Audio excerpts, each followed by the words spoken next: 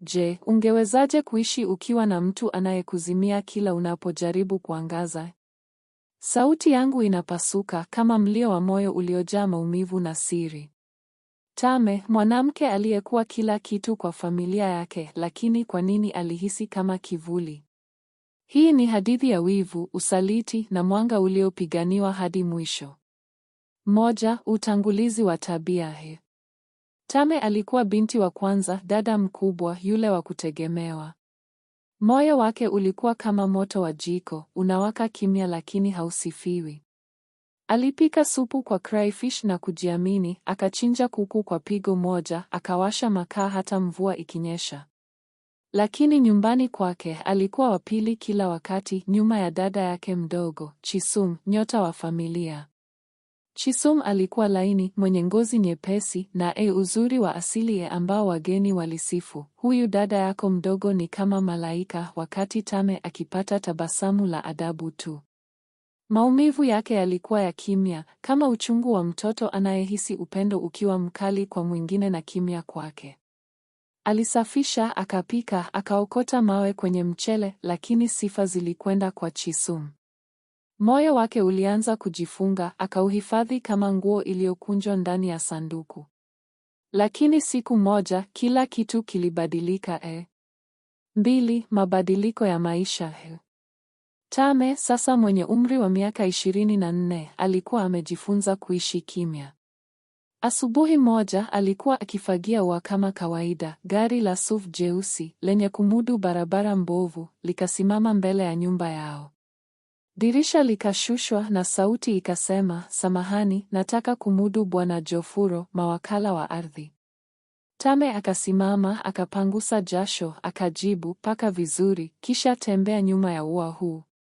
Nyumba yake iko kushoto."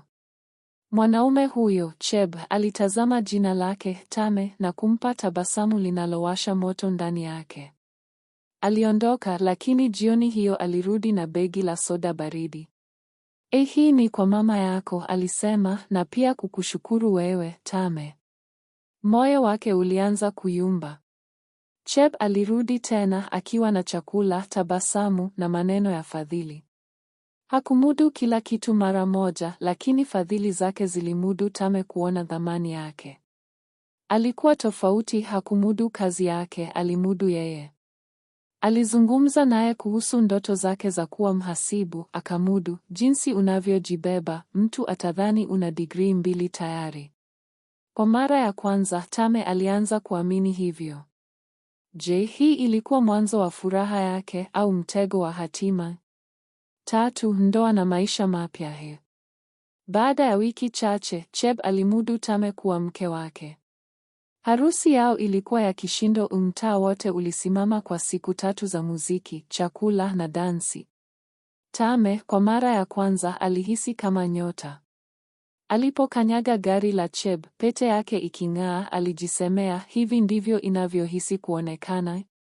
Lakini Chisum alipoingia nyumbani kwa dada yake baada ya kujifungua mtoto, kila kitu kilianza kubadilika. Tame alikuwa mkarimu, alimudu Chisum viatu vipya, chumba cha pekee na kumudu kila kitu. Chisum alifanya kazi kwa bidii, akisafisha, kumudu mtoto na hata kumudu Tame usiku alipochoka. Lakini ndani ya Tame, kitu kilianza kubadilika. Aliona jinsi Chisum alivyopata sifa kwa urahisi, jinsi wateja walivyomudu umwerevu na mrembo. Uchungu wa zamani ulirudi, hofu ya kuwa wa pili tena. Alisema ndani yake, "Nimekumudu hapa, sasa unajaribu kunizidi." Alipomudu mama yao, Chisum ni familia, ananihitaji, lakini moyo wake ulikuwa ukizidi kujifunga. Na hapo, nyufa ndogo ilianza kuonekana. 4. Udhuruma wa siri. Chisum alipopata nafasi ya chuo kikuu, alikuwa na furaha. Alipopata ofa ya kazi katika kampuni ya bima, alileta barua kwa Tame, akifikiri dada yake atafurahi. Lakini Tame alikunja barua hiyo na kusema, "Unataka kwenda kufanya kazi ndogo nje wakati kazi iko hapa na mume wangu." Maneno yake yalikuwa laini lakini makali kama kisu. Chisum alikaa kimya, akaacha ofa hiyo, akawa msaidizi wa Tame. Lakini Tame hakumpa mshahara wa kutosha. Alipouliza, Tame alisema biashara haijiwi sasa. Lakini wiki iliyofuata alinunua jezi za 25,000 na nguo za harusi ambayo hata hakuenda. Chisom alijaribu kuwa na subira, lakini maumivu yalikuwa yanamudu kila siku. Alisema ndani yake, ninajitahidi, lakini kwa nini najihisi kama mtumwa? Halafu, jambo la kushangaza lilitokea.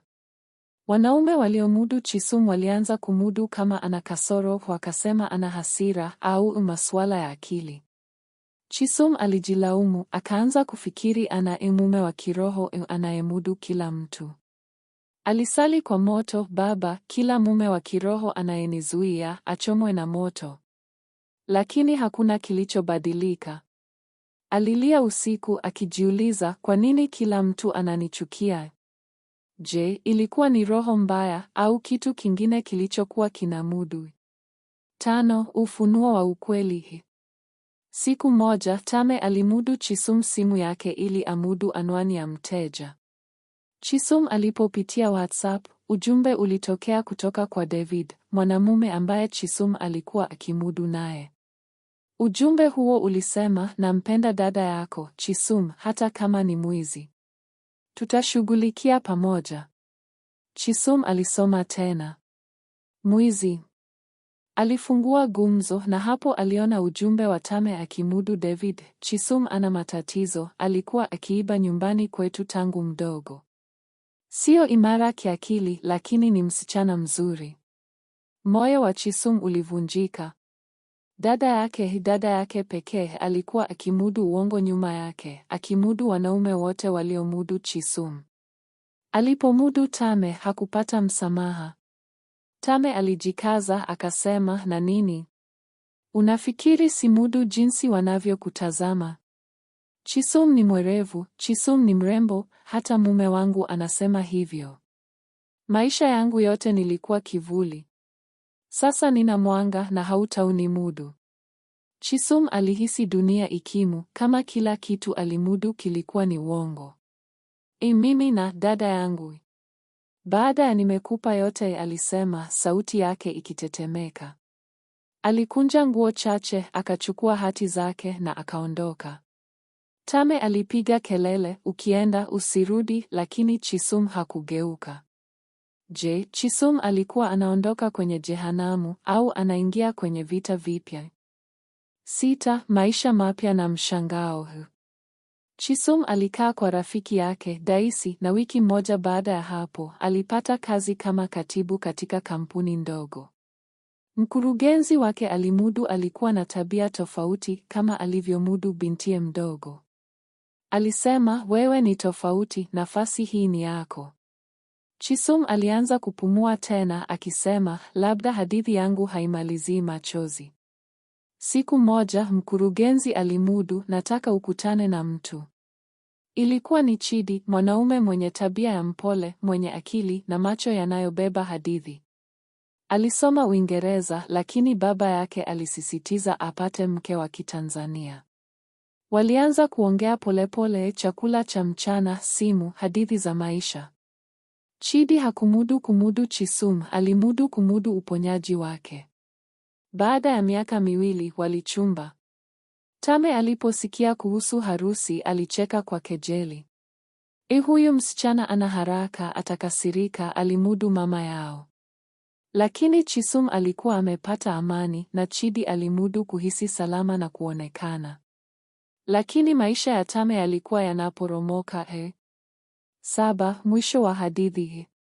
Nyumba ya Tame ikawa kimya baada ya Chisom kuondoka. Biashara yake ilianza kushindwa, faili zikirundikana, wateja wakikataa kurudi. Mume wake akamudu, murejeshe dada yako au pata mtu mwenye akili.